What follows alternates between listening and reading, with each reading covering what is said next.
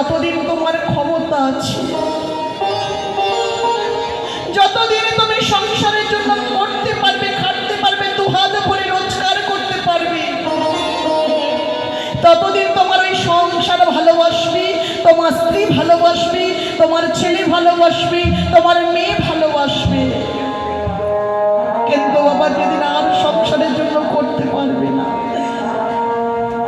বাবারা যেদিন দুহাত ভরে আর রোজগার করতে পারবে না, আমার মায়েরা যেদিন আর সংসারের কাজকর্ম করতে পারবে না, সেদিন এই সংসারও ভালোবাসবে না, ছেলেও ভালোবাসবে না। যে সন্তানের জন্য কৃষ্ণ ভজন সাধনে ভুলে গেলে, কৃষ্ণ সেবা দিতে ভুলে গেলে, কৃষ্ণ চরণে বসে দুপুরটা নয়ন বাড়ি পরিসর করতে ভুলে গেলে, সেই ছেলেও তোমাকে দূর দূর করে দূরে সরিয়ে দেবে। কিন্তু সবাই দূরে সরিয়ে দিলে কি হবে বাবা? অমাইরা সারা জীবনে যার চরণে একটা তুলসী পত্র দিলে না,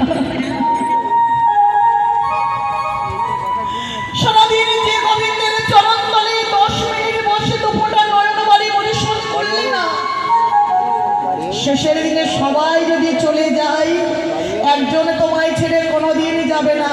তিনি কে গো?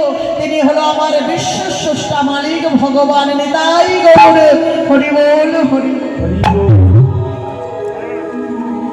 যিনি পাঠিয়েছি সবাই ভুলে গেলে, তিনি কিন্তু কোনোদিন আমাদের ভুলবে না। তাই সংসার করো। অভিনয় মঞ্চে আমরা এসেছি, অভিনয় করতে হবে। অভিনয় করো, সংসারে সাজো, কিন্তু মনটা সংসারে দিও না, মনটা দাও গোবিন্দ চরণে নিতাই গৌর হরি বল হরি।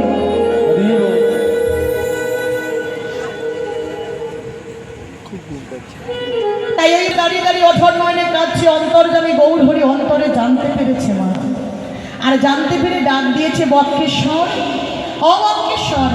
মনে করে অদূরে দাঁড়িয়ে দাঁড়িয়ে কাঁদছো কেন? এসো আমার কাছে এসো। আধো আধো অবস্থায় শিবাসঙ্গনে উপস্থিত হই মহাপ্রভুকে বলে উঠল, দয়াময় আমিও নৃত্য করতে চাই, আমিও আনন্দ করতে চাই। তাই আজকে মহাপ্রভুকে ঘিরে ঘিরে শিবাসঙ্গন মাঝি আমার বাঁকা বক্রেশ্বর নৃত্য করছে। কেমন ভাবে গো? আমার বক্রেশ্বর নাচিছে, বক্রেশ্বর নাচিছে, দণ্ড বাহুলে বক্রেশ্বর নাচিছে, হরি হরি বলে বক্রেশ্বর নাচিছে, দুহিতা করে বলে বক্রেশ্বর নাচিছে, রাধে দয়া করে বলে বক্রেশ্বর নাচিছে।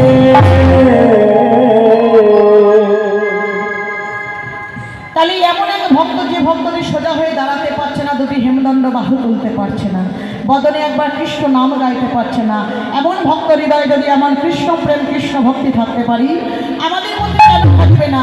84 লক্ষ জনে করিয়া ভ্রমণ পেয়েছি এমন সুন্দর মানব জনম। তবে মাগো 84 লক্ষ বারে কিন্তু আমরা এই মানব জন্ম পাইনি বাবা। 80 লক্ষ বার কীট পতঙ্গ গাছপালা হয়েছি, আর মাত্র 4 লক্ষ বার মানব জন্ম। তার মধ্যে আবার কখনো অন্ধ হয়েছি, কখনো বোবা হয়েছি, কখনো খোঁড়া হয়েছি বাবা। আর তারপরই এত সুন্দর মানব জন্ম পেয়েছি।